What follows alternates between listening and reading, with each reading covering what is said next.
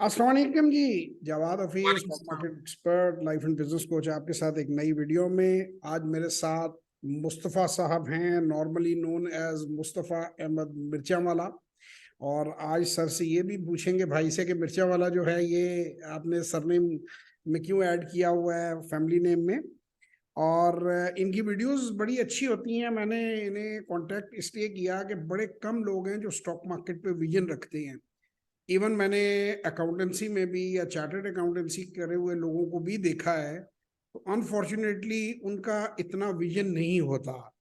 लेकिन इनकी जो बात है वो बिल्कुल मेरे दिल के करीब होती है। मुझे समझ आती है जब ये रिप्लेसमेंट वैल्यू की बात करते हैं, जब ये डिस्काउंट की बात करते हैं, जब ये डॉलर की बाउंस बैक करने की, या ये फर्दर इतनी डिटोरिएशन होने की, यानी रिस्क टू रिवॉर्ड रेशो में। वैसे तो हम पाकिस्तानी हैं, हो सकता है लोगों को हम ऑप्टिमिस्टिक लगें, और उसमें ज़ाहिर है कि मुस्तफा भाई भी पाकिस्तानी ही हैं दिल से, तो वो इतना फर्दर गिरना मुश्किल नजर आता है। तो अब कुछ उम्मीद है कि there it's always dark before dawn वाली बात है कि अब सुबह करीब ही है।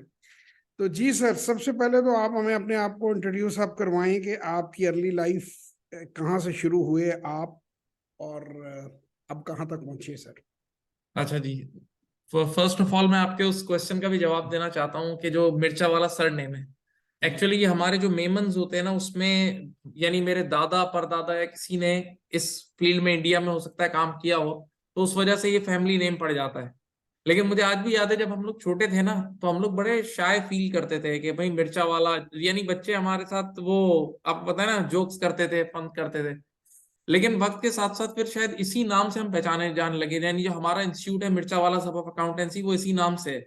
बल्कि लोग हमसे पूछते हैं कि आपने अपने एसीसीए का जो इंस्टीट्यूट है उसका नाम मिर्चा वाला क्यों रखा, तो हम उनको यूं बोलते हैं कि हमें जब हमने इंस्टीट्यूट खोलने से पहले से हम लोग पढ़ा रहे थे, तो इंस्टीट्यूट खोलने से पहले लोग इसी नाम से हमें जानते थे, तो इसी वजह से ये नाम हमने रखा कि अब ये नाम शायद यानी जानने पहचानने के वो एक होता है ना पॉइंट, वो बन गया है कि उसी नाम से लोग कनेक्ट होते हैं। बल्कि हमारे बहुत सारे रिलेटिव्स भी हमें बोलते हैं कि मिर्चा वाला फैमिली को बोला आप लोगों की वजह से हम, हमारे लिए भी बहुत बेनिफिट होता है कि हम एक रेफरेंस देते हैं कि हम उसी मिर्चा वाला फैमिली से रिलेट करते हैं। अच्छा, मैं अपने बारे में बताऊं कि आई did my intermediate like from a government college, यानी मेरा अपना बैकग्राउंड, मैं हम सब जितने भी लोग हैं हम सब एक मिडिल क्लास से ही लेके स्टार्ट हुए हैं।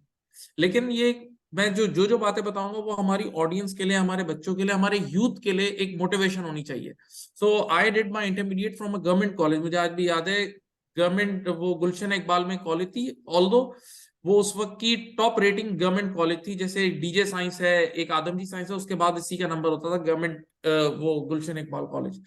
Then first of all I joined वो इंजीनियरिंग साइड, क्योंकि मैं इंजीनियरिंग का स्टूडेंट था, और मैंने like 6 months sir Syed university में ही पढ़ा। लेकिन मुझे इंजीनियरिंग में इतना क्लिक नहीं हुआ ना, मुझे ऐसा लग रहा था कि आगे इसमें इतना स्कोप है। Then I shifted myself toward chartered accountancy. So initially I joined ICAP, जो institute of chartered accountant Pakistan का है, और उसमें भी लाइक मैंने 3 to 4 मंथ्स लगाए थे। Then I shifted myself toward ACCA. अच्छा, एसीसीए की कहानी ये है कि मेरे जो बड़े भाई हैं सुभान मिर्चा वाला, first of all he joined ACCA, और उन्होंने लाइक ऑलमोस्ट 1 साल उसमें लगाया था, और उनकी इनिशियल पेपर्स में ही एक पोजीशन आ गई थी, यानी पूरा पाकिस्तान में उन्होंने टॉप किया था। तो उसी बेसिस पे उनको एक इंस्टीट्यूट ने हायर कर लिया था एज अ टीचर। तो मैं उनके साथ जाता था, उनकी क्लास में जाके बैठता था, यानी मोटिवेशन लेता था, तो मुझे क्लिक होने लग गया कि ये चीजें मेरे काम की हैं। देन आहिस्ता आहिस्ता मैंने भी इसी फील्ड में आने लगा। फिर जिस इंस्टीट्यूट में वो पढ़ा रहे थे उन्हीं उसी इंस्टीट्यूट में उन्होंने मुझे भी हायर किया, क्योंकि जो एसीसीए के जो इनिशियल पेपर्स थे ना, उसमें मेरे भी 98 मार्क्स थे स्टार्टिंग में। तो एक बहुत अर्ली लेवल पे मुझे यानी टीचिंग का चांस मिला बड़े पर्दे पर। अच्छा, अब मैं यहाँ पर आप सारी ऑडियंस के लिए एक बड़ा अच्छा लेसन देने जा रहा हूँ। इस पे मैंने एक व्लॉग भी बनाया था, लेकिन मैं फिर यहाँ बताऊंगा क्योंकि ये एक बड़ी मोटिवेशनल बात है। अच्छा, मैं जब साइंस बैकग्राउंड का था ना, तो मेरे मैथमेटिक्स बहुत स्ट्रांग रही है, और मैंने अपनी लाइफ में मैथ्स बहुत पढ़ाया भी है।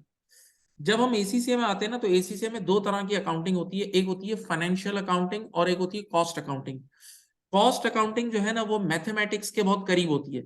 जैसे आप किसी भी अगर इदारे की बात कर लें, तो उसमें कॉस्ट पर यूनिट निकालना, और अगर कॉस्ट पर यूनिट सही आएगी तो आप कस्टमर को कोटेशन भी सही दोगे। आप मेरी बात समझ रहे होंगे। बिल्कुल। तो तो मेरा मैथ्स स्ट्रांग था, तो मुझे कॉस्ट अकाउंटिंग से प्यार था। तो इनिशियली मैंने अपना करियर कॉस्ट अकाउंटिंग में स्टार्ट किया। अब जरा सुनिएगा। तो जो वहाँ इंस्टीट्यूट के ओनर थे ना, उन्होंने पहली कंडीशन तो मुझ पे ये लगाई कि मुस्तफा हम आपको कराची में तब पढ़ाने देंगे जब आप हमारे हैदराबाद ब्रांच में भी पढ़ाएंगे। तो अब देखें, मेरी नजर तो कराची में थी, obviously Karachi is a metropolitan city और उसकी बात ही अलग है। लेकिन कराची में पढ़ाने के लिए, अपनी सीट कराची में बनाने के लिए, I use to go 2 days to Hyderabad, और मुझे याद है मैं कुर्बानी देता था। यानी उसमें डेफिनेटली एक ट्रेवल भी होता था, नाइट स्टे भी होता था, सब कुछ था। तो पहली चीज तो यह है कि आपको कुर्बानी देनी है, सेक्रीफाइस देनी है। सेकंड, मुझे आज भी याद है कि कॉस्ट अकाउंटिंग मेरा सब्जेक्ट था, लेकिन जो मेरे भाई थे ना, जो सुभान मिर्चा वाला बड़े भाई, वो पढ़ाते थे फाइनेंशियल अकाउंटिंग प्लस मैनेजमेंट के सब्जेक्ट्स। तो इंस्टीट्यूट के ओनर ने उनसे कहा कि आप फाइनेंशियल अकाउंटिंग पढ़ा रहे हो, पढ़ाते रहो। तो मैंने कहा कि मुझे कॉस्ट अकाउंटिंग कराची में पढ़ाना है। अब कराची में कॉस्ट अकाउंटिंग में एक और टीचर थे जो बड़े सेटल्ड थे, वेल सेटल्ड थे। तो मुझे मेरे भाई सुभान भाई ने कहा कि देख मुस्तफा, मैं फाइनेंशियल अकाउंटिंग से हट रहा हूँ और यहाँ एक स्पेस बनी है, एक अपॉर्चुनिटी बनी है, इसमें तुम आ जाओ। तो मैंने कहा यार, आई लव कॉस्ट अकाउंटिंग, मैं फाइनेंशियल अकाउंटिंग का बंदा ही नहीं हूँ। तो उन्होंने मुझे उसी वक्त झिंझोड़ा, बोला बोला बात समझ रहे हो मैं क्या कह रहा हूँ? बोला मैं आपको एक बड़े पर्दे पर पूरे ये सारे पेपर्स दे रहा हूँ, कैसे आप इसको इनकार कर सकते हो? और आप यकीन करें, उस दिन मैंने अपनी लाइफ का कॉस्ट अकाउंटिंग का बटन स्विच ऑफ कर दिया और फाइनेंशियल अकाउंटिंग का बटन स्विच ऑन किया। और वो दिन, आई थिंक मैं 2006 की बात कर रहा हूँ, उस 2006 से लेकर आज 2023 तक मैं कंटिन्यूअसली वो फाइनेंशियल अकाउंटिंग पढ़ा रहा हूँ, और अब दुनिया में अल्हम्दुलिल्लाह मेरा लीडिंग नाम है। यानी कुछ माशाल्लाह। ऐसे पेपर्स हैं जो शायद मैं 40+ कंट्रीज में पढ़ा रहा हूँ। तो वेरी मैं सोचता हूँ कि अगर उस वक्त मैं ये गलती करता और इस अपॉर्चुनिटी को अवेल नहीं करता, तो शायद आज सिनेरियो बहुत डिफरेंट होता। तो वही है कि आपको कुछ लाइफ में कुछ अपॉर्चुनिटीज मिलती हैं जो आपने ग्रैब करनी होती है। अगर उस टाइम आपने राइट डिसीजन राइट टाइम पे नहीं लिया, तो फिर आप बाद में रिग्रेट कर रहे होते हो। अच्छा, फिर ये जर्नी चलता रहा, हैदराबाद भी रहा, ये वो। 2009 वो टाइम था कि जब हमने ये रियलाइज किया कि मार्केट में जो कुछ जो स्टार टीचर्स होते हैं, आप समझते होंगे स्टार टीचर्स, जी जी वो बिल्कुल। स्प्रेड हुए हुए थे। यानी एसीसी इंडस्ट्री के स्टार टीचर्स स्प्रेड हुए हुए थे, एक टीचर कहीं और पढ़ा रहा था, एक कहीं और पढ़ा रहा था। तो हम लोगों ने अपना इदारा स्टैब्लिश किया विद द नेम ऑफ मिर्चा वाला हब ऑफ अकाउंटेंसी। और उसका ऑब्जेक्टिव ये था कि सारे स्टार टीचर्स एक छत के नीचे जमा हो जाए, ताकि बच्चों के लिए सिनर्जिस्टिक इफेक्ट आ जाए। तो ये हमने 2009 में स्टार्ट किया था। और मुझे आज भी याद है, उस टाइम मार्केट में लोग ये कहते थे कि ये बहुत यंग बच्चे हैं, ये क्या इंस्टीट्यूट चलाएंगे, ये एक आवाज थी, मुझे आज भी याद है। लेकिन अल्हम्दुलिल्लाह कंसिस्टेंसी और प्रोफेशनलिज्म से काम किया, तो आज ये प्रूव कर दिया, ना सिर्फ कराची में बल्कि दुनिया के बहुत सारे कंट्रीज में। बल्कि हमारे पास एक बहुत बड़ी क्वांटिटी ऑफ स्टूडेंट इंडिया की है। यानी मेरे पास पाकिस्तान के बाद जो सेकंड लार्जेस्ट मार्केट है मेरी, वो इंडिया है। गुड। जबकि वैसे बजाहिर ये बोला जाता है कि इंडिया के साथ हमारा कॉन्फ्लिक्ट है, लेकिन मैं ये देखता हूँ कि इंडियन बच्चे भी बहुत रिस्पेक्ट करते हैं और बहुत हमारे साथ, यानी एक उनका फैमिली वाला रिलेशनशिप, ऐसा ऐसा रिलेशनशिप होता है। अच्छा, फिर हमने इनिशियली जब 2009 में स्टार्ट किया था, it was all physical classes. Obviously उस टाइम इतनी टेक्नोलॉजी और ऑनलाइन का टाइम नहीं था, तो हम सब फिजिकल क्लासेस ऑफर करते थे। अच्छा, यहाँ पर ये भी मैं बताऊं कि हमारा जो इदारा है ना, हम हमेशा इनोवेशन पे, नई चीजें लाने पर बिलीव करते थे। आपको ये बात पता होगी कि इस वक्त पूरे पाकिस्तान में एक कल्चर स्टैब्लिश हुआ हुआ है कि even O levels, A levels, intermediate, हर इंडस्ट्री में, कि जब कोर्स कंप्लीट हो जाता है ना, तो आखिरी लास्ट 15 डेज में टीचर एक दिन के लिए बुला के 1 डे वर्कशॉप कराते हैं। जी ये जी। आपने सुना होगा। ये 1 डे वर्कशॉप हमारे इंस्टीट्यूट से ही लॉन्च हुआ था। यानी पहली बार 2009 में जो बड़े भाई ना सुभान भाई, उन्होंने एक हॉल बुक कराया था और सारे स्टूडेंट्स को बुला के उन्होंने 1 डे वर्कशॉप का सेटअप स्टार्ट किया था। फिर उसके बाद काफी लोगों ने इसको कॉपी भी किया और लोगों को बहुत बेनिफिट हुआ उससे। तो अल्हम्दुलिल्लाह वी आर ट्रेंड सेटर्स, और हमेशा हमने इनोवेशन पे, इन चीजों पे बिलीव किया है। अच्छा, फिर गोइंग फॉरवर्ड ये सफर चलता रहा, और 2015 के एंड में जो मेरे बड़े भाई हैं सुभान भाई, वो यूएस शिफ्ट हो गए, यानी वो परमानेंटली पाकिस्तान से चले गए। तो अब यहाँ पर एक चीज की जरूरत आई कि वो फिजिकली तो पाकिस्तान में थे नहीं, तो और बच्चे पढ़ना भी चाह रहे थे उनसे, तो उन्होंने यहाँ आके ऑनलाइन लॉन्च किया। अच्छा, वंस अगेन जब उन्होंने ऑनलाइन लॉन्च किया, तो हम सब ने, बाकी दूसरे डायरेक्टर्स ने अपोज किया कि यार ऑनलाइन क्या चीज है, यार ऑनलाइन ऑनलाइन में क्या है। लेकिन उन्होंने कहा कि I see it as a vision, बोला आगे का दौर इसी का है, और उसके बाद बॉर्डरलेस काम हो जाएगा, आप दुनिया के हर घर में, हर मुल्क में एंटर हो जाओगे। तो उन्होंने लॉन्च किया और फिर उन्होंने हमें भी जिद करके उसमें एंटर करवाया। और आज हम शुक्र अदा करते हैं कि अगर हम उस वक्त नहीं एंटर होते राइट टाइम पे, तो आज हम बहुत पीछे होते। अच्छा, मैं आपको एक मजे की बात हूँ, हम लोग ऑनलाइन इंडस्ट्री में एंटर हो गए थे 2017 में। और मार्केट में कितने प्लेयर्स ऐसे हैं जो ऑनलाइन में एंटर हुए बिकॉज ऑफ कोविड। आपको याद होगा जब कोविड आया पूरी दुनिया बंद हो गई तो मजबूरी थी, तो जी उनका सफर स्टार्ट हुआ 2020 से, और हमारा जो जर्नी स्टार्ट हो गया था वो 2017 से। तो जब कोविड आया ना तो वी वर रेडी, यानी जैसे ही बंद हुआ ना दुनिया, तो वो हमारी अपॉर्चुनिटी थी, यानी Covid was a catalyst for us. जब पूरी दुनिया बंद हुई तो हम तो उस टाइम बिल्कुल रेडी थे। अच्छा, उसमें हमारा एक और बेनिफिट ये हो गया कि दूसरे कंट्रीज के लिए हम और अट्रैक्टिव इसलिए हो गए क्योंकि जो एसीसीए की जो फीस है ना एसीसी इंडस्ट्री की, वो पाकिस्तान में अगर लेटेस्ट से 10 रुपीज है, मैं मिसाल दे रहा हूं, तो यूएई में 40-50 रुपीज है, यानी 4 to 5 टाइम्स यूएई में, यूके में, सऊदीया में फीस है। तो और हमारी फीसेस तो हमने बहुत इकोनॉमिकल फीस रखी हुई है, तो हम उन मार्केट्स के लिए बहुत कॉम्पिटिटिव साबित हुए, यानी उन बच्चों के लिए हम बहुत अट्रैक्टिव साबित हुए, क्योंकि ऑब्वियसली हमारी करेंसी डेप्रिसिएशन की वजह से पाकिस्तान की तो, एक फॉरेनर के लिए तो पाकिस्तान की फीस बहुत अट्रैक्टिव होती है। तो ये भी एक बहुत बड़ा पॉइंट था हमारी सक्सेस का। तो स्टिल आपका जो इंस्टीट्यूट है वो कराची में ही बेस्ड है? जी, हमारी फिजिकल लोकेशन कराची बेस्ड है और वो प्रॉपर काम कर रही है, लेकिन हमारे ऑनलाइन ऑपरेशंस 40+ कंट्रीज में, और ऑनलाइन के लिए there is no need of any physical location, तो वो हम हर तरफ कर रहे हैं। अच्छा, इसके साथ साथ एक काम और, वो जिससे आप मुझ तक पहुंचे, और वो है मेरी शॉर्ट वीडियोस, व्लॉग्स। जी वो मैंने 2018 में स्टार्ट किया था। और मेरे जो बड़े भाई है, मैं यहाँ यूएस विजिट पे आया हुआ था उस टाइम, तो सुभान भाई ने मुझे जिद करके बोला बोला यार एक वीडियो तू बना। तो मैं उस टाइम शर्माया, कहता था क्या जरूरत है। मैंने उस टाइम वीडियो बनाई और वो वीडियो हमने डाली, और मेरे सारे स्टूडेंट्स ने, इनिशियली स्टूडेंट्स ही थे जिन्होंने फीडबैक देना शुरू किया, बोला यार आप में ये पोटेंशियल है, आप बनाएं। तो बस फिर एक के बाद एक के बाद एक के बाद, और फिर यानी अब एक पैशन सा हो गया है। और अभी शायद मैंने अपने चैनल्स को मोनेटाइज भी नहीं किया हुआ, लेकिन स्टिल एक पैशन है, बच्चों का फीडबैक है, बच्चों का प्यार है, इतने लोग रूटीन मैसेज करके चीजें पूछ रहे होते हैं। अच्छा, हमने भी 2000, जैसे मैंने आपकी प्रोफाइल देखी है, शायद आप भी कोर्सेज लॉन्च करते हैं, जी तो वो स्टॉक मार्केट का। जी तो कोविड में when everybody was at home, जब लोग घर पे थे, तो हमने उस टाइम ये स्टॉक एक्सचेंज का कोर्स भी लॉन्च किया था एक, और उससे भी लोगों को बहुत बेनिफिट हुआ, यानी काफी। और हमने इस चीज पे बहुत फोकस किया, रिस्क पे। देखें, मार्केट में लोग रिटर्न की बातें बहुत करते हैं और रिस्क के फैक्टर को भुला देते हैं जी कि, और रिस्क आपने जहां भुला दिया, और लोगों को अगर आपने वो एक्सीलेटर पे पैर रखवाया ना, वो तो बहुत ये आप खतरनाक है। बहुत खतरनाक है। देखें, जब गाड़ी तेज जाती है तो सफर तेज तो कटता है, लेकिन एक्सीडेंट भी ऐसा ही होता है कि फिर बचना भी मुश्किल है। तो बिल्कुल सही। वो, तो हमारे उस कोर्स में हमने रिस्क मैनेजमेंट पे बेतहाशा फोकस किया, जो स्टॉक मार्केट से रिलेटेड फ्रॉड्स हैं, चाहे वो किसी भी लेवल के, उन सारी चीजों पे हमने सारी डिस्कशन की, बच्चों को ये सब सिखाया। जैसे आपको पता होगा कि अगर एक्सचेंज रेट डिवैल्यू होने की वजह से कुछ स्टॉक्स अट्रैक्टिव हो जाते हैं, जी जैसे पावर सेक्टर है, इसी तरह जैसे ओजीडीसी वगैरह का रेवेन्यू भी डॉलर बेस्ड है, जी। तो अगर एक्सचेंज रेट डिवैल्यूशन होती है तो कुछ शेयर्स अट्रैक्टिव होते हैं। तो ये सारी चीजें हमने इस पे पूरी बहुत तफसील से इस पर डिस्कशन की थी। नहीं, ये मुझे आपकी वीडियोस में रिफ्लेक्शन मिली तो मैं उसी से यहाँ तक पहुंचा। खासतौर पे अभी रिसेंटली आपने एक मनी लॉन्ड्रिंग के ऊपर बहुत अच्छी वीडियो बनाई, और वो लोगों को पता भी होना चाहिए कि मनी लॉन्ड्रिंग क्या होती है, कैसे होती है।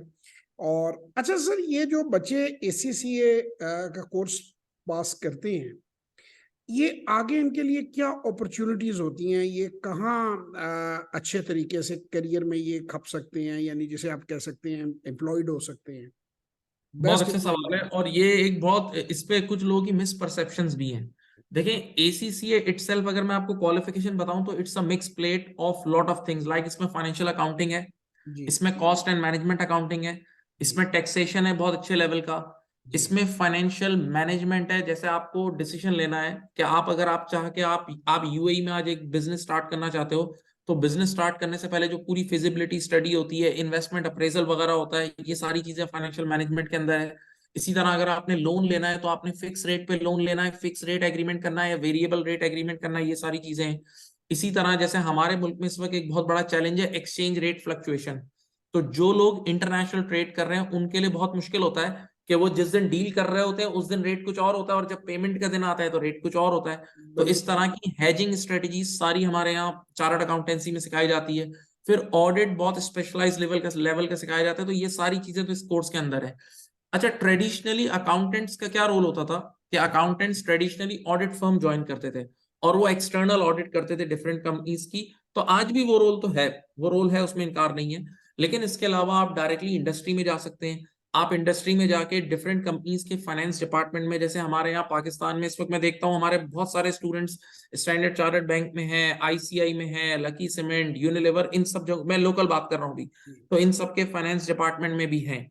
अच्छा, अब जो न्यू रोल आने लगा है ना अकाउंटेंट का, तो अब दुनिया में आपने सुना होगा ये जो फिनटेक बहुत ज्यादा कॉमन हो गया है। जैसे अभी डिफरेंट स्टार्टअप्स भी लॉन्च हुए थे कि टेक्नोलॉजी के साथ ये फाइनेंस को जो मर्ज किया गया है, तो उसमें भी हमारे ये जो चार्टर्ड अकाउंटेंट्स हैं इनका रोल बहुत नुमाया है। इसी इसी तरह एक और फील्ड आ गई है, डाटा एनालिटिक्स। जी। तो ऑडिटिंग, हाँ, तो ऑडिटिंग अब थ्रू डाटा एनालिटिक्स भी हो रही है, बल्कि एसीसीए वाले भी डाटा एनालिटिक्स के कोर्स करा रहे हैं। इसी तरह मैं एक और क्वालिफिकेशन भी ऑफर करता हूँ जो कि दुनिया की नंबर 1 चार्टर्ड अकाउंटेंसी है, दैट इज आईसीएडब्ल्यू।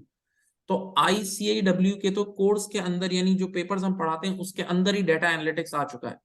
तो ये सारी फील्ड्स हैं जिसमें वो बच्चा अपने आप को एक्सप्लोर कर सकता है, टेस्ट कर सकता है, वो ये सारे एरियाज हैं जिसमें वो कर सकता है एक्सेल। अच्छा, ये it's borderless, ACCA is more than 100 countries, तो आप दुनिया में कहीं भी काम कर सकते हैं। जैसे अगर आपने पाकिस्तान से पढ़ के फॉरेन कंट्रीज में भी आप काम कर सकते हैं, बल्कि इससे भी अच्छी मैं बात बोलता हूँ, क्योंकि ऑब्वियसली 24 करोड़ की आबादी है, सारे बच्चे तो बाहर जा नहीं सकते, दैट्स वेरी ट्रू। तो मैं बच्चों को बोलता हूं कि आप लोग पाकिस्तान से बैठ के ही बाहर सर्विस दो, ये बेस्ट मॉडल है, और उसमें आपकी अर्निंग्स भी अच्छी होंगी। यही पूछने लगा था मैं अगला सवाल आपसे। ये best of the best model है, मैं सबको बोलता हूँ, इवन मैं खुद यही करता हूँ। यानी जब मैं पाकिस्तान में होता हूँ तो मैं पाकिस्तान से बैठ के पूरी दुनिया में सर्विस दे रहा होता हूँ। तो अगर पाकिस्तान में करेंसी डिवैल्यू होती है तो मुझे उल्टा फायदा होता है, क्योंकि मेरी जितनी भी फॉरेन फीस है वो डॉलर्स, पाउंड्स और दिरहम्स में आ रही होती है, तो उस टाइम कोई आपको बुरा नहीं लग रहा होता। तो हम लोग बच्चों को यही गाइडेंस देते हैं कि आप पाकिस्तान से बैठ के बाहर सर्विस दो। अच्छा, इवन यहाँ यूएस में भी इस वक्त मैं देखता हूँ मेरे कितने हमारे पाकिस्तानी फ्रेंड्स हैं जिनके ऐसे बहुत सारे बिजनेसेस हैं कि उनका बैक ऑफिस उन्होंने पाकिस्तान में खोला हुआ है। टैक्सेशन से रिलेटेड बहुत सारे ऐसे बिजनेसेस हैं कि वो लोग टैक्स की सर्विस दे रहे होते हैं, अकाउंटेंसी सर्विसेज दे रहे होते हैं, और ऐसी बहुत सारी सर्विसेज, जैसे मेरे एक अंकल हैं यहाँ यूएस में। Health insurance and health billing के भी बहुत से यस, लोग यहाँ पे। हमारे एक अंकल हैं यहाँ यूएस में, ह्यूस्टन में होते हैं। उनके करीब 500 स्टोर्स हैं, टोटल 500 स्टोर्स हैं पूरे अमेरिका में, बहुत बड़ा बिजनेस है। और वो ऑब्वियसली बात है, जब when you have 500 stores you can't visit physically, तो उन्होंने वहां कैमरास और सब लगाए हुए, और उन कैमरास की सर्विलियंस पाकिस्तान से होती है। एक बिल्डिंग पूरी ली हुई है और उस बिल्डिंग में पाकिस्तान में बंदे बैठे होते हैं और वो पूरा दिन मॉनिटर कर रहे होते हैं। तो ऐसे बहुत सारे बिजनेस मॉडल्स अब आ गए हैं जिसकी वजह से आप बच्चे जो हैं पाकिस्तान से बैठ के सर्विसेज दे रहे हैं। लेकिन हाँ, इसके लिए एक चीज मैं बोलूंगा, आप जानते हैं ना कि इंडिया के पास इस वक्त समझ लें करीब 600 अरब रुपए का रिजर्व है, हाँ जी। डॉलर का रिजर्व है। जी जी। तो वो रिजर्व इंडिया ने भी अपनी इसी आईटी के एक्सपोर्ट्स के थ्रू बनाया। जैसे उनकी एक कंपनी इन्फोसिस, और उसके कई बिलियंस ऑफ डॉलर्स का रेवेन्यू होता है हर साल, और वो अमेरिका में बहुत कॉमन है। मैं देखता हूँ ना यहाँ जब भी हम लोग घूमते तो वो कंपनी, तो इंडिया यार ने भी उसकी अपना जो, मार्केट कैपिटलाइजेशन को तकरीबन 75-80 बिलियन डॉलर्स है इन्फोसिस की। यस, तो So अब huge इंडिया company. ने भी इसी तरह आउटसोर्सिंग का जो बिजनेस था, यानी जो सर्विसेज देने वाला बिजनेस, इस तरह ग्रो किया है। लेकिन इसके लिए हाँ, आपको अपनी पब्लिक को एजुकेट करना होगा उसी लेवल पे। यानी मैंने इस पे, अभी आपने देखा होगा, मैंने शायद आज से 2 महीने या 1.5 महीने पहले एक व्लॉग बनाई थी जिसमें मैंने पाकिस्तान के स्टैटिस्टिक्स बताए थे कि पाकिस्तान में लोग बैठ के सर्च क्या करते हैं। तो अगर आप 2021 से देखें तो पाकिस्तान में फिल्म स्टार्स को सर्च कर रहा है, कोई क्रिकेटर्स को सर्च कर रहा है, कोई कॉन्फ्लिक्टिंग चीजों पे सर्च कर रहा है, हरीम शाह को सर्च कर रहा है। ये बाकायदा आप गूगल पे भी आपको मिलेगा 2021 2022। तो अफसोस के साथ अगर आप देखें ना, जो ऑनेस्ट में बता रहा हूँ, जिन चीजों पे इस वक्त पाकिस्तान में व्यूज आ रहे हैं वो सारा स्क्रैप मटेरियल है। यानी या तो आप मजहबी फिरकावारियत वाली वीडियोस चल रही हैं, वो टीवी चैनल्स बैठ के लड़ा रहे हैं जिससे कोई बेनिफिट नहीं है पाकिस्तान को, कुछ भी बेनिफिट नहीं है।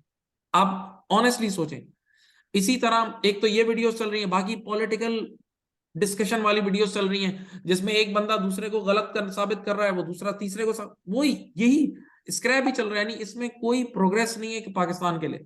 और जहां आप कोई पॉजिटिव वीडियो बनाते हैं तो उस पर वीडियो व्यूज कम आते हैं। आपने ये अंदाजा लगा लिया होगा कि बहुत हाँ मुश्किल है जी। पब्लिक को उस तरफ अट्रैक्ट करना।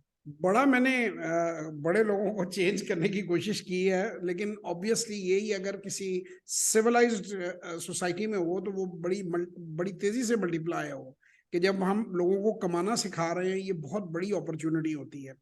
तो सर एक आप से मैं पूछना चाहूंगा बात, क्योंकि आप भी माशाल्लाह स्टॉक मार्केट को अच्छा समझते हैं, एक तो जेम बोर्ड पे मैं आपको कहूंगा कि आप जरूर वीडियो बनाएं, वो बल्कि मुझे भी टैग कीजिएगा, मैं उससे कोशिश करूंगा कि अपने भी सोशल मीडिया पे लिंक करूं, जो कि लोगों को बहुत जरूरी है एजुकेट करना कि अब आप $1 लाख से भी अब तो 1 लाख से भी कम रह गया है, तकरीबन 2.5 करोड़ से आप उस पर कंपनी लिस्ट करवा सकते हैं। दूसरा, नंबर ऑफ लिस्टिंग्स जो है ना, उसको सर इनकरेज करने के लिए आपको भी कंपेन करनी चाहिए, क्योंकि आपकी फील्ड इससे रिलेटेड है। मेरा पर्सनल ये ओपिनियन है, मैं इस पे आपका ओपिनियन चाहूंगा, अगर मेरी कोई गलती पे ओपिनियन तो मुझे आप करेक्ट कीजिए। जब तक यहाँ पर लिस्टिंग्स नहीं होंगी, जब तक आप अपनी आपकी इकोनॉमी के साइज के मुताबिक आपकी मार्केट का साइज बहुत छोटा है, बहुत छोटा है, 25-30 बिलियन डॉलर की मार्केट होना एक ऐसे मुल्क के अंदर जहां 25 करोड़ आबादी है और जीडीपी के हिसाब से भी बहुत छोटा है। अब ये जब तक लोग इसकी तरफ आएंगे नहीं, अब इसमें प्रॉब्लम जो सबसे बड़ी सर मैंने जो देखी है, अब इसका बल्कि आप बताइएगा कि इसका सोल्यूशन क्या है। जो सेठ कल्चर है ना, जो चाबी वाले अभी भी दादे और अब्बे और अंकल्स जो बैठे हुए हैं, गले में वो चाबी लटकाई होती है उन्होंने, उनको होता है कि मेरा संदूक ना हिले कैश का, और वो इसको कॉर्पोरेट को समझते हैं कि वो लोग को छीन के ले जाएगा। हालांकि मैं समझा समझा के अपने एंगल से ये थक गया हूँ कि अगर एप्पल ऐसे करती, ये तो गैरेज कंपनियां थी सारी, अगर वो फाइनेंसिंग ना लेती, फंडिंग ना लेती, आईपीओ ना करती, तो कभी भी 2-2 ट्रिलियन डॉलर और 3-3 ट्रिलियन डॉलर को टच ना करती। ये एग्रीड। एक मैं समझता हूँ कि बहुत बड़ा गैप है, जो हर पढ़े लिखे आप जैसे जो जो इस फील्ड को समझता है, क्योंकि पाकिस्तान में बड़े कम लोग इस चीज को समझते हैं, उनको जरूर इसको एजुकेट करना चाहिए। तो इस पे मुझे आप अपना ओपिनियन दें कि आप इसको मैं कितना। आपको देखें, अब एक पहली चीज तो मैं आपके सामने रखता हूँ, इसको समझें। हमारे निजाम में एक बहुत बड़ी खामी है और वो है टैक्स का निजाम। सुनिए, इस वक्त यूके में, मैं खुद यूके टैक्स का टीचर हूँ, एसीसी में यूके टैक्स पढ़ाया जाता है और मैं लाइक लास्ट 20 ईयर से ये सब्जेक्ट पढ़ा रहा हूँ। यूके में अगर आप अपनी कंपनी रजिस्टर्ड करते हैं तो 19% का टैक्स है, 19% का टैक्स है, ठीक जी है। लेकिन अगर आप कंपनी के थ्रू नहीं, एज एन इंडिविजुअल डायरेक्ट इंसान सोल ट्रेडर के थ्रू बिजनेस करते हैं ना, तो फिर टैक्स रेट 40% और 45% है। जी यानी शुरू में थोड़ा सा कम होता है, उसके बाद डायरेक्ट 40-45 हो जाता है। जी इसका मतलब यूके गवर्नमेंट आपको मोटिवेट करती है कि इंडिविजुअल को कि कंपनी रजिस्टर्ड कराओ थ्रू टैक्स का निजाम। बिल्कुल सही। आप समझ गए। अब आए पाकिस्तान में। पाकिस्तान में अगर आप कंपनी रजिस्टर्ड करते हो तो टैक्स रेट हाई है जी और as an individual tax rate low है। हाँ तो जी आप सोचें कितना बड़ा फ्लॉ है निजाम में कि लोगों को मोटिवेट, डिस्करेज किया जा रहा है कंपनी रजिस्टर्ड करने से। तो यहां तो पहला पॉइंट ही हो गया कि आप लोगों को आउट कर रहे हो। नंबर 2, अभी मैंने एक वीडियो भी बनाई थी, मेरी वहां है, मैं आपको भेजूंगा। अभी सुपर टैक्स आया था एक, जी वैसे वही ही मैंने कहा। कंपनीज को इतना हाई टैक्स लगाया हुआ है, फिर इन्होंने एक 10-10% के करीब कुछ सुपर टैक्स डाल दिया था। हाँ तो जी ये टोटल डिस्करेज कर रहे हैं, इवन जो बेचारे फॉरेन प्लेयर्स भी आ रहे हैं उनको भी भगाने के चक्कर में। और आप देख रहे हैं कितने ऑपरेशंस अभी क्लोज डाउन हो रहे हैं। रिसेंटली आपके पास ये न्यूज आ रही होगी कि बिल्कुल। कितने ऑपरेशंस क्लोज डाउन हो रहे हैं। तो ये तो कुछ ऐसी रीजंस हैं कि निजाम ही गलत है कि आप निजाम उसको प्रमोट ही नहीं कर रहे। और Pakistan, to be very honest, आप अगर पढ़े ना, तो सिर्फ ट्रेडर्स के लिए टैक्स हेवन है जो टैक्स की चोरी करते हैं। जो लोग फॉर्मल निजाम कंपनीज के थ्रू आते हैं उनको ये पूरा टैक्स लेके ही खत्म कर देते हैं। ये तो पहली चीज हो गई। सेकंड चीज, मैं हमेशा कहता हूं कि पाकिस्तान में प्रॉपर्टी मार्केट इतनी नहीं गिरेगी, लेकिन स्टॉक मार्केट थोड़ी सी उठ के दोबारा गिर जाएगी। जी वजह सुनिएगा गौर से। आज अगर मैं स्टॉक मार्केट में 100 रुपए इन्वेस्ट करता हूं ना, तो मुझे एफबीआर को पूरे 100 रुपए डिक्लेयर करने होगा होंगे, वो पूरे बिल्कुल। 100 रुपए पहुंच जाते हैं। बिल्कुल सही। सही। यानी आपको सफेद पैसा, व्हाइट मनी इन्वेस्ट करना होगा। बिल्कुल सही। लेकिन प्रॉपर्टी मार्केट में आपको 100 रुपए की प्रॉपर्टी खरीदोगे तो सिर्फ 15-20 रुपए दिखाने हैं, बाकी सारा पैसा अलग चल रहा है, ब्लैक। यानी कि ऑफिशियल। तो ये वो रीजन है कि जिसकी वजह से स्टॉक मार्केट पाकिस्तान की कभी भी प्रॉपर्टी मार्केट की तरह उठ ही नहीं सकती है, निजाम में खराबी है। अब इसके पीछे जो मुखलिस लोग हैं वो रो रो के थक गए कि भाई आप प्रॉपर्टी मार्केट को भी उसी पे लेकर आओ, तो वो नहीं लाने देते। पता नहीं उसमें कैसे पावरफुल लोगों की इन्वेस्टमेंट है कि जब भी ये आवाज उठाई जाती है वो आवाज दबा दी जाती है। तो ये दो फैक्टर तो मैंने आपको ऐसे बता दिए कि ये निजाम का ऐसा मसला है कि जिसकी वजह से स्टॉक मार्केट को ये चलने ही नहीं देते, यानी आर्टिफिशियली चलाते हैं और फिर दोबारा अपनी पोजीशन पे ला रहे होते हैं। अच्छा, तीसरा इशू ये भी है कि हमारे यहाँ आपको पता है कि फॉरेन इन्वेस्टर इस वजह से भी नहीं आता क्योंकि एक्सचेंज रेट फ्लक्चुएशन बहुत है। हाँ जी यानी हम लोग उस दिन, मेरा एक फ्रेंड है बहुत बड़ा, वो बेचारा कैलकुलेशन कर रहा होता है, मेरे साथ शेयर कर रहा होता है। तो आपको याद होगा एक दौर में पीपीएल मेरे ख्याल से 200 रुपए तक था, जी जी याद होगा। जी बिल्कुल। और उस टाइम शायद डॉलर 100 रुपए का होता था। जी तो आप बताएं, $2 का पीपीएल अगर उस दौर में अगर एक गोरा आया और उसने $2 का पीपीएल खरीदा, आज मुझे बताएं पीपीएल कितने का हो गया अभी? वो तो फिर 60 का हो गया। उस हिसाब से, हाँ जी 60 का, वो तो उस हिसाब से कुछ सेंटों का रह गया। कुछ सेंट 60 का। और आप सोचें डॉलर हो गया 300 रुपए का, मोटा मोटा पकड़े तो 20 सेंट्स का वो पीपीएल हो गया। सोचें इतनी बड़ी कंपनी जो उसने बेचारे ने $2 की ली थी, अब 20 सेंट्स की रह गई है। तो उसकी क्या, यानी उसकी 90% वैल्यू उड़ा दी आपने। तो इस तरह के अगर हम सेटअप्स रखेंगे तो ऑब्वियस सी बात है ना, फॉरेन इन्वेस्टमेंट आएगी, बल्कि लोकल इन्वेस्टर भी भाग रहा है अब तो। लोकल इन्वेस्टर भी पूरा दिन यही कैलकुलेट करता है, वो बोलता है मैंने जो लगाया था वो डॉलर टर्म्स में तो नीचे ही आ रहा है। सही, बिल्कुल सही, क्योंकि जब डिवैल्यूएशन आपकी होगी तो आपके एसेट्स, जाहिर बात है कि नीचे को डाउनवर्ड आपके रिवाइज होंगे। लेकिन मुस्तफा भाई, अगर ये चीजें न बदली लोगों ने, प्रेशर ग्रुप्स ने और गवर्नमेंट्स ने, तो सर्वाइवल मुश्किल हो जाएगा मुल्क का। क्योंकि ये मैं बिल्कुल एग्री करता हूँ। क्योंकि ग्रोथ 25 करोड़ बंदे को फीड करना, 55 लाख बच्चा जी हर साल पैदा हो रहा है। मैं तो फिगर्स देख के, यानी हर 2 साल के बाद 1 करोड़ इसमें ऐड हो रहा है। और फिर ऑब्वियसली उस वो 55 में भी इंक्रीज होगा जब वो और फर्दर ऐड होगा। तो अब जो मैं जो समझ पाऊँ ना, पाकिस्तान का जो सर्वाइवल कह लें या ग्रोथ कह लें, वो सिर्फ एक चीज में है कि हम अपने ह्यूमन रिसोर्स को इतना ट्रेन कर दें। जो 15 करोड़ इंसान हमारे पास मौजूद हैं 30 साल से नीचे, एक तो वो जितने तो बाहर जा सकते हैं वो जाकर काम करें, और बाकी वहां बैठकर कुछ ऐसा सर्विस सिस्टम, क्योंकि पेंडेमिक ने एक चीज कर दी है कि इसको ग्लोबल आपको एक कनेक्ट कर दिया है कि आप किसी भी मुल्क से बैठकर काम कर सकते हैं। तो बिल्कुल। ये जो फैसिलिटीज हैं इनको इस्तेमाल किया जाए, इनको इंस्टीट्यूशनलाइज किया जाए, और इसको अगर इनकैश किया जाए तो मैं समझता हूँ कि जो है ना वो बहुत बेहतरी आ सकती है। और इसके मैं लिए जाहिर है कि एजुकेशन इंस्टीट्यूट जो हैं, आप हैं या मैं हूँ, जिस हद तक हमारी रीच है वो तो हम कर ही रहे हैं। और अल्लाह से दुआ भी कर सकते हैं कि गवर्नमेंट जो है हमारी, वो भी इस बात को समझे और इस ह्यूमन रिसोर्स को प्रॉपरली इस्तेमाल करने का जो है ना वो इरादा करे। और फिर दूसरी बात ये कि हमारे लोग जो इमिग्रेशन भी लेते हैं कनाडा में या कई जगह, तो वो भी अनस्किल्ड होते हैं। वो वहां जाके फिर उबर चलाते हैं या सिक्योरिटी गार्ड की ड्यूटी करते हैं। तो मैंने कई बार लोगों को कहा यार प्लम्बर का कोर्स कर लो, इलेक्ट्रिशियन का कोर्स कर लो, चाहे वो वहां नहीं भी माना जाएगा तो मैं बेसिक्स आती होंगी, वहां जाके दोबारा कोर्स मैं करोगे। 1 मिनट आपकी एक बात काट रहा हूं, मैं अब आपको एक बात बताता हूँ, आप सुनिएगा जरा गौर से। मेरा एक दोस्त है जो बहुत बड़े लेवल का चार्टर्ड अकाउंटेंट है, यानी वो ऐसा क्लास का चार्टर्ड अकाउंटेंट और मैग्नेटिक पर्सनालिटी, यानी आप उससे मिलेंगे तो आप उसके दीवाने हो जाएंगे। इवन वो बंदा पास में मॉडल भी रह चुका है। इतना जी इतना अट्रैक्टिव बंदा है और इतना पढ़ा लिखा आदमी है वो। जी और इस वक्त वो नेदरलैंड में है। जी और एक बहुत बड़ी मल्टीनेशनल के साथ, यानी इतनी बड़ी मल्टीनेशनल के साथ काम कर रहा है कि जिसका जो कैपिटलाइजेशन बजट है वो पाकिस्तान की पूरी इकोनॉमी से ज्यादा है, इतनी बड़ी कंपनी में जॉब कर रहा है। अब जरा सुनिएगा, उस दिन उसने मुझे कॉल की, बोला यार मैंने अपने घर पे एक प्लम्बर बुलाया था नेदरलैंड में।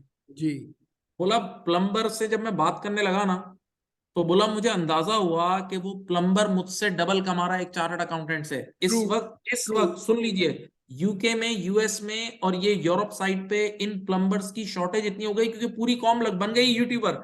जी यूट्यूबर और सब चार्टर्ड अकाउंटेंट की इसी की तरफ आ गए, तो एक बहुत बड़ी शॉर्टेज आ गई इन लोगों की। अच्छा एक और बात सुने, बोला मैंने, उस लड़के ने मुझे बताया, बोला मैंने प्लम्बर से जब इंटरव्यू लिया ना तो प्लम्बर कैश में पैसे चार्ज कर रहा था। तो जी, कैश में पैसे चार्ज करने का मतलब टैक्सेशन में रिपोर्ट भी कोई नहीं करते टैक्स वो। नहीं। तो बोला मैं हैरान हो गया कि उस बंदे की इनकम मुझसे डबल थी। तो ये बहुत बड़ी स्किल है। मैंने पिछले दिनों अपनी क्लास में लेक्चर दिया बच्चों को कि ये प्लम्बर और ये जो कारपेंटर्स और ये स्किल्स मजाक नहीं है, ये बहुत बड़ी स्किल्स हैं आजकल के दौर में। सर लेकिन वही बात है कि लोग रियलाइज नहीं करते। इस पे थोड़ा सा कोशिश कीजिए, क्योंकि आप अमेरिका में बैठे हुए हैं या कनाडा में बैठे हुए हैं, इन मुल्कों में बैठे हुए हैं, कि इनकी जो सर्टिफिकेशंस है ना, अगर ऑनलाइन वो पाकिस्तान से हो जाए ना, कि जो लोग आना चाहते हैं आने से पहले सर्टिफिकेशंस कर लें, तो वो बहुत ज्यादा उनको बेटर एम्प्लॉयमेंट हो जाएगी, बेटर प्लेसमेंट हो जाएगी। क्योंकि ये प्लम्बर वाली बात का मुझे पता था, इसीलिए मैंने ये टॉपिक जो है इसको टच भी सही किया, किया आपने, प्लम्बर सही का, किया। अच्छा, और एक इलेक्ट्रिशियन। अच्छा मैसेज किया पब्लिक को। हाँ जी, तो ये यही मेरा मकसद था कि, और बल्कि आप या आप जैसे या जो भी हमारे दोस्त ये सुन रहे हैं वीडियो या देख रहे हैं दुनिया में कहीं भी हैं, वो ये जो सर्टिफिकेशंस हैं, ये अगर ऑलरेडी देखें, नर्सेज बनी है हमारे मुल्क में, मेल और फीमेल नर्सेज की भी यही हालत है, उनकी डिमांड भी बहुत ज्यादा है।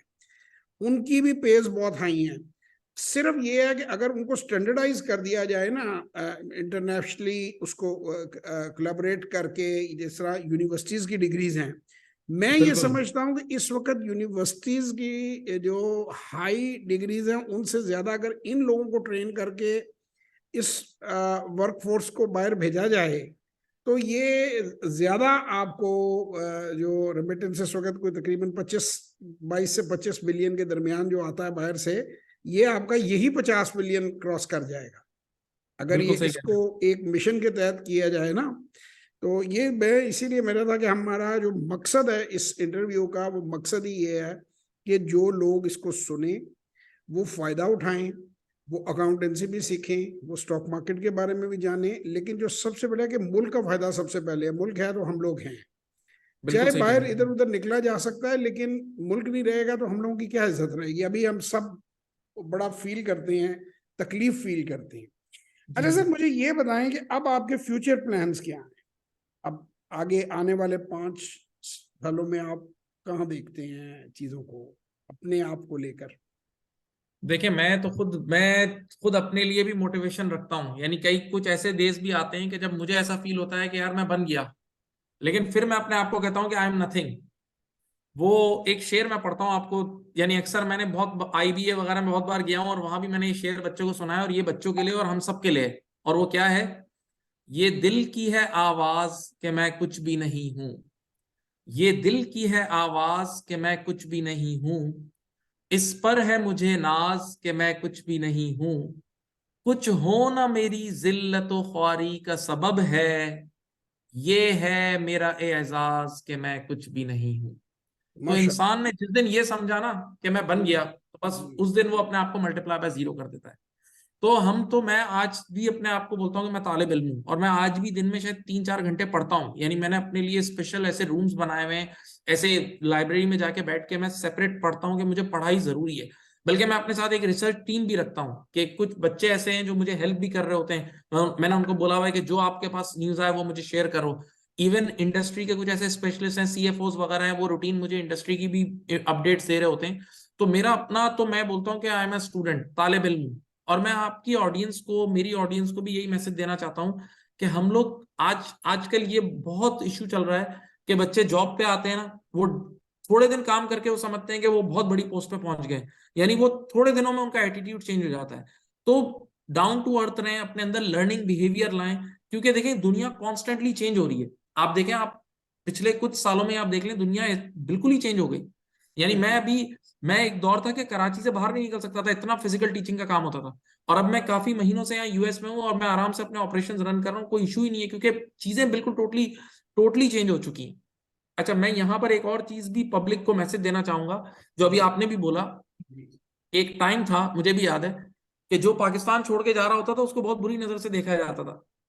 उसको जी। बोलते थे कि यार ये, यानी एक सॉर्ट ऑफ के गद्दार है या क्या है, इस तरह की फीलिंग्स। लेकिन मैं अब सोचता हूँ कि अगर वो लोग नहीं जाते ना, तो आज हम पाकिस्तान में खाना भी नहीं खा सकते थे। दलील सही। दे रहा हूँ। सही। पाकिस्तान की जो इंपोर्ट्स हैं वो मोटी मोटी $80 बिलियन की हैं, मैं एक रफ फिगर बता रहा हूँ। जी। और एक्सपोर्ट समझ लें $30 बिलियन की हैं। जी, नीचे ही है। बीच में बीच में गैप बचा 50। 50, बिल्कुल। इस 50 में से कमोबेश $30 बिलियन लास्ट ईयर रेमिटेंसेस ने जी कवर किए हैं। बिल्कुल, मैंने बिल्कुल। अगर ये रेमिटेंसेस नहीं होती तो अभी हमें आईएमएफ का, हमें कोई ऐसा दरवाजा खटखटाना पड़ता कि आपकी सोच है। तो ये तो एक बहुत ही अहम चीज है, रेमिटेंसेस। और मैं पाकिस्तानी गवर्नमेंट, मैंने इस पर वीडियो बनाई थी कि पाकिस्तानी गवर्नमेंट को एक ऐसी टीम बनानी चाहिए जो दुनिया में मूव करें। यहाँ अमेरिका में 10 लाख पाकिस्तानी और इतने अमीर लोग हैं, यहाँ इतना खर्चा कर रहे हैं पाकिस्तानी में देखता हूँ। अगर कोई टीम आके इन्हीं को मोटिवेट कर दे और यहां से पैसा चैनलाइज होके वहां आने लगे ना, तो पाकिस्तान, यानी पाकिस्तान की गवर्नमेंट को भी कुछ जरूरत नहीं है खर्चा करने की, वही लोग सारा एजुकेशन सब संभाल लेंगे। यानी यहाँ मैं देखता हूँ, यहाँ मिलियंस ऑफ डॉलर ये लोग मस्जिदों में डोनेट करते हैं। मेरे सामने मैं देखता जी। हूँ एक एक जी। स्टेट मस्जिद बना देता है। यही ऐसे मैं बड़े उन्हें उन्हें कहता हूँ कि काश वो कंपनियां बना दें, काश चैरिटेबल हॉस्पिटल बना लें। आपकी अगर एक्सेस है तो इन्हें शिफा हॉस्पिटल की रिपोर्ट इन्हें आप दिखा दें। मैं तो इतनी बार मैंने अपने चैनल पर भी कहा है कि अमेरिकन जो डॉक्टर्स हैं वो मिलकर अगर छोटे छोटे हॉस्पिटल बजाय मस्जिद को चंदा देने के, अगर हॉस्पिटल उस इलाके में बना देंगे तो आने वाली नस्लें आपको दुआएं देंगी। कि बिल्कुल मेडिकल बिल्कुल वहां पे जरूरी। फैसिलिटीज ही नहीं है, हॉस्पिटल, हालांकि इधर चंद 2-3 करोड़ रुपए में भी छोटा हॉस्पिटल बन जाता है, अभी भी बन जाता है। तो बात यह है कि वो अगर और ये इनके लिए कुछ भी नहीं है। इवन मैंने अभी एक सजेशन भी दिया था आपको, पता है बांग्लादेश में अगर आप अपने फॉरेन कंट्री से 100 रुपए भेजते हैं ना, तो एक 5 रुपए गवर्नमेंट एक्स्ट्रा ऐड कर देती है रेमिटेंस में, ताकि लोग मोटिवेट हो। जी जबकि हम श्रीलंका में भी यही है, 5% जी कुछ एक्स्ट्रा मिलता है। जी जबकि आपको पता है हमारे यहाँ पिछले कुछ महीनों पहले आपको पॉलिसीज पता होंगी कि जी ओपन मार्केट का रेट 260 हो गया था जी और इंटरबैंक 225। जी। तो यानी किसी की मोटिवेशन ही नहीं थी कि वो व्हाइट चैनल के थ्रू पैसा भेजे। तकरीबन बीस नॉर्मली बीस परसेंट के करीब जो है वो मार्केट का फर्क आ रहा था उससे। अभी फर्क आ भी रहा है, था, तो अभी आप भी सोचे है, ना इतना कैसी, नहीं है, लेकिन अभी भी गैप है। अभी भी थोड़ा गैप है। लेकिन उसूलन तो आपको ओवरसीज पाकिस्तानी को मोटिवेट करना चाहिए। बल्कि मैंने ये भी बोला था उस वीडियो में कि ओवरसीज पाकिस्तानी जब ऐसे लोग जो अच्छी रेमिटेंसेस भेज रहे हैं वो एयरपोर्ट पे आए, तो उनको प्रोटोकॉल मिलना चाहिए। बिल्कुल उनको मिलना घर तक चाहिए। भेजने के लिए एक स्पेशल फोर्सेज होनी चाहिए जो सिक्योरिटी के साथ उनको भेजें। यानी उनको आप ऐसा मोटिवेट करें कि वो पाकिस्तान की तरफ उनका रुझान बढ़े। चलें सर, कॉरपोरेट में हमें लोकल लोगों को नहीं देते डिस्काउंट, उन्हें डिस्काउंट दे देंगे जो एफडीआई लेके आएगा उसको अगले 5 साल तक हम जो कॉरपोरेट टैक्स है उसके अंदर उसको रिलीफ देंगे कि वो इस्टेब्लिश हो जाए, और इस तरह के और बेनिफिट्स जो हैं, और वो डेफिनेटली वो पैसा आएगा। लेकिन सर एक मैं आपको कहूंगा कि आपकी फील्ड ऐसी है कि यहाँ पे ऐसा ऐसा है, अभी भी पॉकेट्स हैं कि जो हाईली प्रॉफिटेबल हैं, और ऐसे ट्रेड्स हैं जो हाईली प्रॉफिटेबल है। जैसे मैंने अभी यंगस्टर्स को, काफ़ी अपने स्टूडेंट्स को लगाया है, मैं आपको भी कहूँगा आप कर सकते हैं, आप भी करें।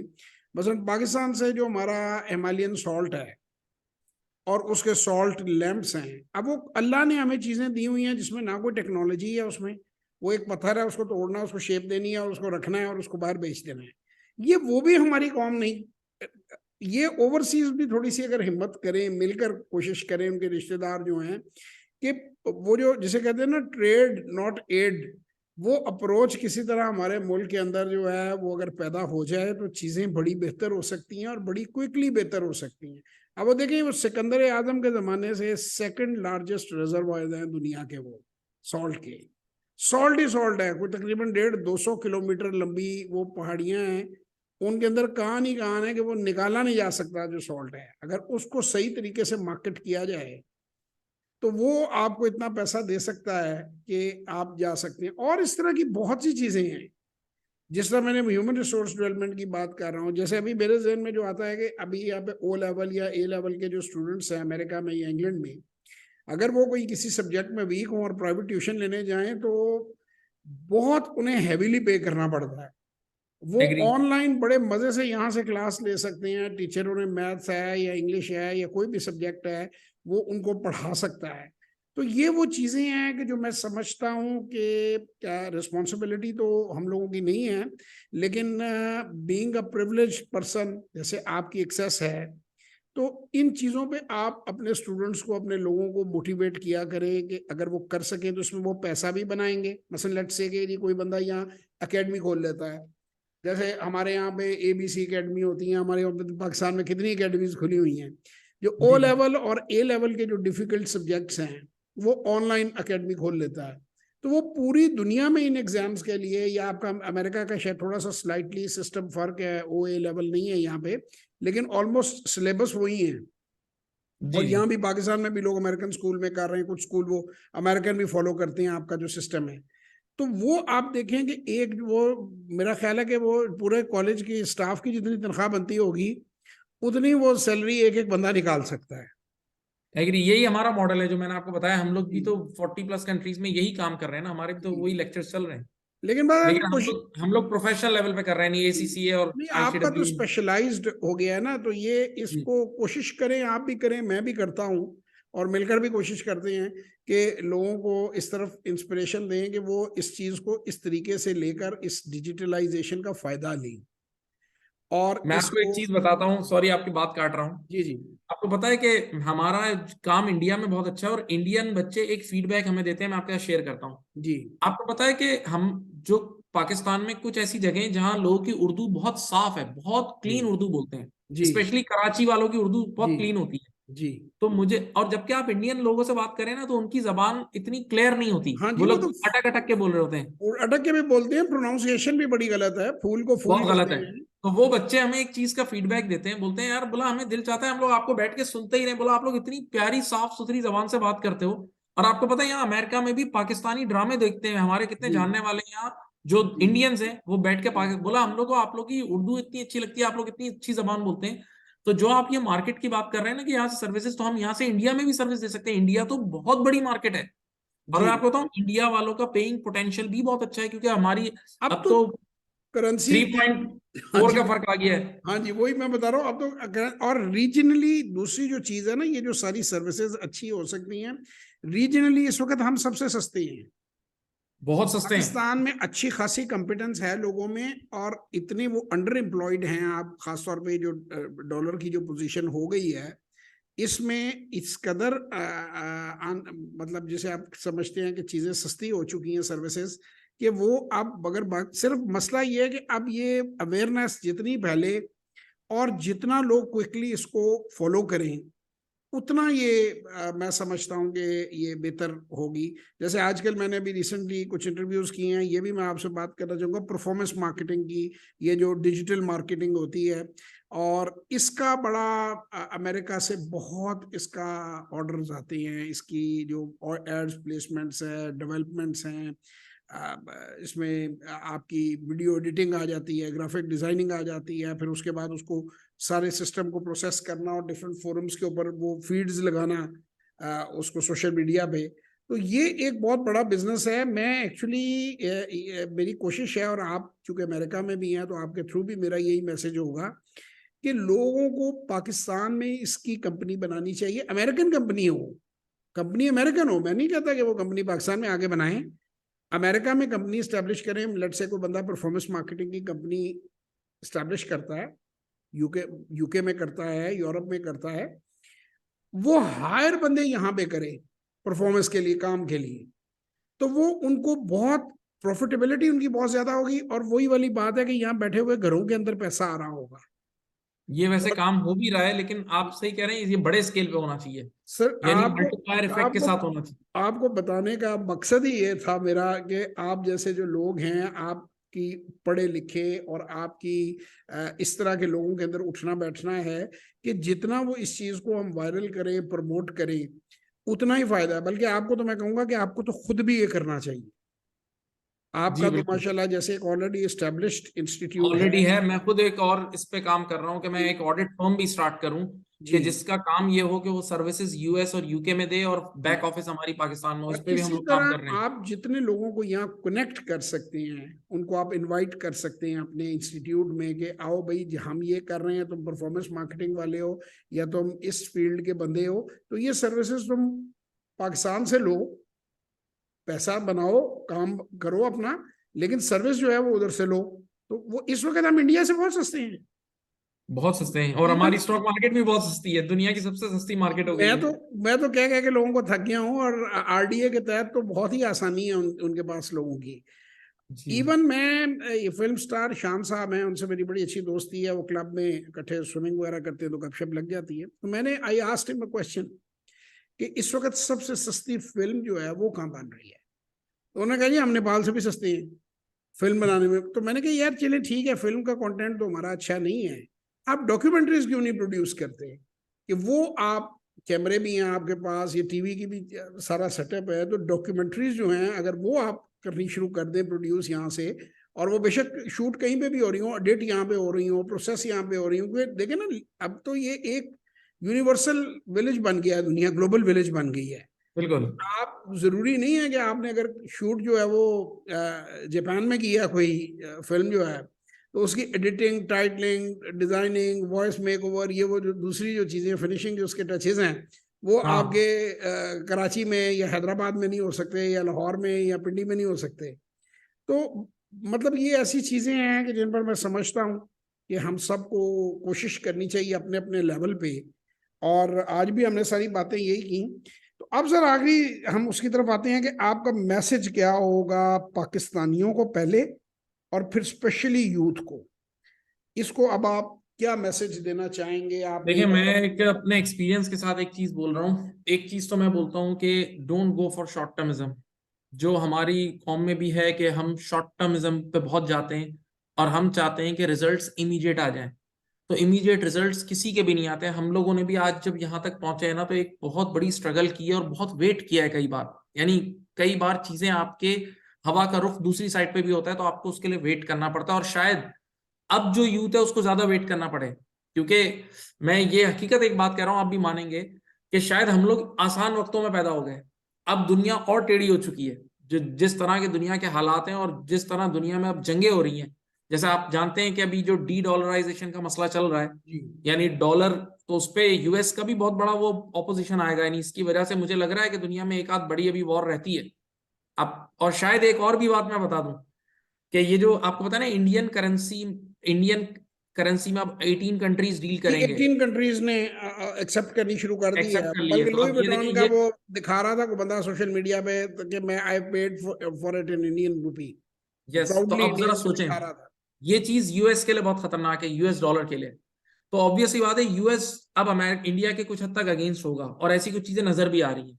अच्छा, ये याद रहे, ये वर्ल्ड पॉलिटिक्स की मैं बात कर रहा हूँ कि जब यूएस इंडिया के अगेंस्ट होता है तो यूएस के पास उसका पड़ोस में पाकिस्तान है, तो वहां से पाकिस्तान को भी वो सपोर्ट कर सकता है। और ये एक पॉइंट मैं आपको बोल रहा हूँ कि पाकिस्तान के अगर आप हिस्ट्री देखें ना पिछले 70 साल की, तो हम जब जब पाकिस्तान में एड आई है, पाकिस्तान उठा है। भाई एड से ही उठा है पाकिस्तान ना, करता कुछ एड नहीं से है ही ना। उठता है।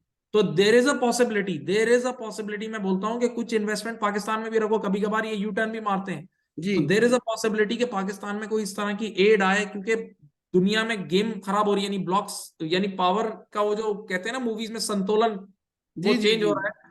तो उसके लिए यूएस भी कोई छोटी पार्टी नहीं है। लेकिन सर ये अब इंडिया है, उधर से रशिया है, चाइना है, उन्होंने रूबल और उसके जी, अंदर उनकी करेंसियों में आपस में युआन में ट्रेड शुरू कर दी है। चाइना की एक्सेप्टेंस ज़्यादा, अगर इंडिया की 18 ले रही हैं तो चाइना की 36 कंट्रीज एक्सेप्ट कर लेंगी। अगर अभी तक नहीं किया तो दिनों में कर लेंगी, क्योंकि ये है। लेकिन मैं ये एक बात कह रहा हूं कि एक इस चीज को समझें कि चेंज दुनिया में कांस्टेंट आ रहा है। तो जी उसके लिए आप एक तो शॉर्ट टर्मिज्म पे ना जाएं, थोड़ा सा अपना जी अंदर बर्दाश्त रखें। और हालात बदल भी सकते हैं, मैंने आपको एक एक जी इशारा दिया है। जी। मुस्तफा भाई, सेकंड में मैं तो बल्कि आपको यहाँ पे कहूंगा, सॉरी मैं आपकी बात को मैंने कट नहीं कर नहीं नहीं, दिया। ओवरसीज पाकिस्तानियों को मैं ये बात बता रहा हूँ, there is an opportunity always in a disaster. कि अब जिस हद तक चीजें मैं बता रहा हूँ कि अच्छी खासा हमारा तालीमी लेवल जो पाकिस्तान का है ना, जो तो खैर पढ़ते नहीं वो एक अलग बात है, लेकिन जो बस 4 लाख हम बिजनेस ग्रेजुएट्स प्रोड्यूस करते हैं। अब आज ही मैं दुबई में, मेरे एक साहब के साथ है जो मैं कोशिश कर रहा हूँ कि दुबई में भी लोगों को अब जॉब के लिए भी भेज। पहले तो मैं जॉब के खिलाफ कंपेन करता रहा, मैं कहता हूँ यार जाओ, करो करो करो। कुछ एम्प्लॉयमेंट लाओ। तो एक टैक्सी ड्राइवर जो है, जो उबर चलाता है, वो 4,000 दिरहम जो है वो कमाता है दुबई में। और वो तकरीबन 2,000 दिरहम में उसका खर्चा पूरा हो जाता है, उसकी 1,200-1,500 दिरहम वो सेव इजीली कर लेता है। अब इतनी एक यंग बिजनेस ग्रेजुएट को सैलरी स्टार्टिंग नहीं मिल रही यहाँ पे अभी स्टिल। जो एक तो है ना हाई हाई क्लास के लम्स हो गया, आईबीए हो गया, लाहौर स्कूल ऑफ इकोनॉमिक्स हो गया, 5-6 यूनिवर्सिटियां ऊपर की छोड़ के जो आम इंस्टीट्यूट से एमबीए करता है उसको 30-35-40 हजार से ज्यादा का अव्वल तो नौकरी नहीं है। और अगर मिल भी जाए तो वो जहाँ पहले वो बीए रखते थे ना, वो रेस्टोरेंट के अंदर जो फ्लोर मैनेजर होता था, अब वो उसको एमबीए रख देते हैं। यार ठीक है, ये हमें 30,000 में बंदा मिल रहा है, इसको खड़ा कर दो, और ये एमबीए भी है। अब वो अंग्रेजी भी टूटी फूटी, खैर आम आदमी से तो बेहतर ही बोल लेता है। पाकिस्तान में लोग एक रीजनेबल लेवल के ऊपर बातचीत रीजनेबल कर लेते हैं। अब वो इवन मैं तो लोगों को ये कहने लगा हूँ, नया मैसेज चाहे हो सकता है लोग इसको किस तरह ले लें, हमारी कौम कुछ पता नहीं चलता, कि अगर आपने एमबीए भी किया हुआ है कहीं से तो पहले टैक्सी चलाओ, जाओ यूएई जाओ, और अपनी सीवीज की कॉपियां रोज करा लो। एक तो सोशल मीडिया पर डालते जाओ, दूसरा जो तुम्हारी गाड़ी में बैठे उसे पूछो सर आप क्या कर रहे हैं। अगर कोई उधर जाहिर आपका राब्ता होगा तो अपनी सीवी चलाते जाओ लोगों को, कि तुम्हारा घर तो 2,000 दिरहम से 1,000 दिरहम से इधर पाकिस्तान में चल जाएगा। जहां तुम इंटरव्यूज देते जाओ, जब तुम्हें कहीं पे प्लेसमेंट हो जाती है तो तुम वहां से रिजाइन करके अपना वो नया जो है वो काम उसको शुरू कर लो। तो इस तरह की मैं समझता हूँ कि थोड़ी सी स्मार्ट मूव्स जो है ना, वो हम लोग ही कोशिश कर सकते हैं, और हमें करते रहना चाहिए कि शायद हमारी आवाज़ जो है वो पहुंच जाए लोगों तक। और वैसे मैं आपकी ये बात बोलूंगा कि ये आपने जो कहा ना, ये टैक्सी वाली बात, ये यहाँ यूएस में नॉर्मल बड़े बड़े लोग चलाते हैं। यानी अभी मेरे जो बड़े भाई हैं उन्होंने एक वीडियो ही बनाई थी जी कि कोविड में कनाडा में ये हुआ था, ये पूरी न्यूज आई थी, मैं आर्टिकल शेयर कर दूंगा आपके साथ, कि कनाडा में एक पायलट की, आपको पता है कोविड की वजह से एयरलाइंस हाँ की जी, बहुत एयरलाइंस पिटाई, को। उस पायलट ने फिर बाकायदा उबर चलाई। जरा सोचे, वो बंदा चलाता क्या था, जहाज, और उसके बाद उसने उबर चला के भी खुशी से उसने कमा लिया। जी तो यही चीज है हमारे यहाँ, हमने ये ऐसे टैबूज बनाए हुए हैं कि यार हम ये काम नहीं करेंगे। यहाँ सब लोग सब काम करते हैं, बिल्कुल नॉर्मल जॉब भी करते हैं सब। तो इसमें कोई बुराई नहीं है, आप बिल्कुल सही कह रहे हैं कि ये बच्चे, ऑब्वियस सी बात है, जो बेचारा पाकिस्तान में पढ़ लिख के, पढ़ी लिखी जॉब के भी उसको 30-35 हजार रुपए मिल रहे हैं, और वहां एक ड्राइवर आप कह रहे हैं 1500 दिरहम, अब 1 लाख से ऊपर हो जाता है। हाँ जी तो इससे बेहतर है वो बंदा बाहर जाए और एक्सप्लोर करे। जी, यही मैं कोशिश कर रहा हूँ। मैंने तो बल्कि दुबई में एक जो हमारे दोस्त हैं उनके साथ एक एसोसिएट ऑफिस भी हमने इसीलिए बनाया है कि लोगों को जॉब प्लेसमेंट के लिए जाएं और जाके नौकरियां करें वहां पे, ताकि कुछ मुल्क के अंदर जो है को डॉलर का भी इनफ्लो हो और लोगों को भी दुनिया का पता चले। फिर वो बंदा जब वहां जाता है ना, बेशक वो 2 साल ही ऊबर चलाता है या साल ही ऊबर चलाता है, तो वो बड़ा कुछ ऑब्जर्व करता है। ऑब्जर्वेशन से बहुत कुछ इंसान करता है, जो और कुछ उसमें डिस्कशन हो सीखता रही है। होती है, रूटीन डिस्कशन हो रही इफ होती है, हर एक से बंदा बात करता है। If one is ready to learn, तो वो हर चीज में से सीख जाता है। अल्लाह करे कि लर्निंग एटीट्यूड हमारे यूथ अपनाए। तो ले सर, आप हमें, एक तो आपका बहुत बहुत शुक्रिया, मुझे बस लास्ट मैसेज कोई यूथ के लिए दे दें जो आप देखिए, मैं समझते एक हैं। मैसेज आप सबके लिए देना चाहूंगा, और ये बड़ा अहम है, बिल्कुल रियलिटी बेस्ड। जी कि कई बार देखता हूं कि, सॉरी टू से, कि कई बार लोग हमारे यहाँ, जेलेसी बहुत है, बहुत जेलेसी और बहुत लैग पुलिंग है। ये आप यानी कोई भी बंदा ऊपर जाने लगता है ना, तो फौरन से लोग पता नहीं अच्छी चीज में भी नेगेटिविटी निकालना शुरू कर देते हैं। तो इस चीज से तो कौम को लाजमी बचना होगा, और एक एक माइंडसेट बनाना होगा। देखिए, इस बात को समझें, पैसा कमाना कोई गलत चीज नहीं है। हमारे यहाँ एक ये भी माइंड सेट बना हुआ है कि यार ये बंदा फला चीज पढ़ा रहा है, ये बंदा ये काम कर रहा है, तो ये पैसे नहीं कमा सकता। भाई, पैसा कमाना सबकी राइट है। आपने अभी एग्जांपल दी, एप्पल कंपनी $2 ट्रिलियन तक पहुंची, तो पैसे कमा के ही पहुंची है ना। तो बिल्कुल पैसा सही। कमाना, अगर इंसान एथिकली कमा रहा है, अच्छी सर्विस दे रहा है, तो पैसा कमाना कोई गलत बात नहीं है। ये पूरी कौम को इस बात को समझ लेना चाहिए, और मुस्तफा सबका भाई, राइट है। मुस्तफा भाई, अगर कुरान पाक में आप पढ़ें तो जहां भी जिक्र आया है अल्लाह का फजल तलाश करो, जुम्मा की नमाज पढ़ो और जाओ अल्लाह का फजल तलाश करो। तो वेल्थ जिसको हम कहते हैं, दुनियावी पैसा कहते हैं, इसे अल्लाह का बिल्कुल फजल कुरान पाक में कहा गया है। तो जब वो अल्लाह का बिल्कुल फजल बिल्कुल। है तो वो बुरी चीज कैसे हो सकती है? बुरी तो तब है ना कि लूट मार से किया जाए, जैसे अनफॉर्चुनेटली बहुत से लोग हमारे मुल्क में करते हैं, जिन्हें नहीं करना चाहिए। और अगर आप वो मेहनत से गलत है। हक हक हलाल की कमा रहे हैं तो दौलत तो बहुत अच्छी चीज है। और वो उसको, उससे आप लोगों को फायदा पहुंचा सकते हैं। उससे आप अपनी फैमिली को पहले छोटे लेवल पे और बाद में अपने मुल्क को, अपने पूरी दुनिया को फायदा पहुंचा सकते हैं। मेरे नजदीक तो सर ये लोग जो हैं ये पूरी दुनिया को फायदा पहुंचाते हैं, जो बड़े बड़े बिजनेसेस लगाते हैं। ये जी इवन एप्पल का जो फोन इस्तेमाल करता है बंदा, उसने उसकी परसेप्शन चेंज कर दी पूरी दुनिया की। कितनी कन्वीनियंस है ये जो आप और हम बात कर रहे हैं, ये किसी ने हम्म। दुनिया पर एहसान ही किया है ना। एहसान ही किया है, बिल्कुल। हाँ, वो तो मेरे नजदीक तो बहुत बड़ा कोई वो जो जिसे कहते हैं अल्लाह का अच्छा इंसान है कि जिसने ये चीजें इजाद की हैं, इंसानियत की और एक और जिंदगी। चीज मैं यहाँ बोलूंगा, देखें, इस बात को समझें कि पैसा जब तक आप नहीं कमाएंगे ना, मैं हकीकत बोलता हूँ कि पैसा आपको बहुत जगह सपोर्ट करता है और आपकी निगोशिएशन पावर बढ़ाता है। जैसे एक बहुत, इस वक्त हमारी यूथ की बहुत, मैं दिल की आवाज बता रहा हूँ, सारी यूथ बाहर जाना चाहती है। सही। आप जब बाहर आते हो ना, और अगर आपके जेब में पैसा है, तो आपका बार्गेनिंग पावर बहुत स्ट्रांग होता है, आप अपने आप को अंडर सेल नहीं करते। बिल्कुल लेकिन सही। जो बेचारे बस एक टिकट लेके यहाँ उतर गए और उनके जेब में कुछ नहीं है, तो वो इतने ब्लैकमेल होते हैं, और वो उनकी, मैं देखता हूँ उनकी लाइफ। तो it's very good to earn money, और अपने पास पैसा फर्स्ट प्रायोरिटी दें, सारी फजूलियात से बचें, और हर फजूलियात को कैंसिल करके आप पैसे कमाने पे लगे, ताकि वो पैसा आपको यूज हो, और आप उसको, आपको दुनिया भर में वो काम आएगा। यानी कितनी जगह आपको हारने से बचाएगा। तो मैंने आपको बता दिया ना कि लोग आते हैं और उनके पास पैसे नहीं होते, तो उनको कितनी बुरी तरह ब्लैकमेल होके कितने साल काम करना पड़ता है। बिल्कुल सही बात, बिल्कुल सही। सर ब्यूटीफुल मैसेजेस, बहुत बहुत शुक्रिया। बड़ा खूबसूरत इंटरव्यू आज हमारा हुआ है। और I thank em you, sure आपसे भी कि मिलके बड़ी, बहुत बातें करके, बहुत प्यारी प्यारी बातें, आप बहुत अच्छे अंदाज में बात करते हैं, और बड़ा दिल में उतरती है बात आपकी। सर मैं तो आपकी जब सुनी तो फिर मेरा दिल किया, मैंने आपको ढूंढा, मैंने फिर आपको मैसेज किया, मैंने कहा कि जी हम बात करें। तो इंशाल्लाह जिंदगी रही तो फिर ऑडियंस से, आप सबसे मुलाकात होगी। तब तक के लिए खुदा हाफिज।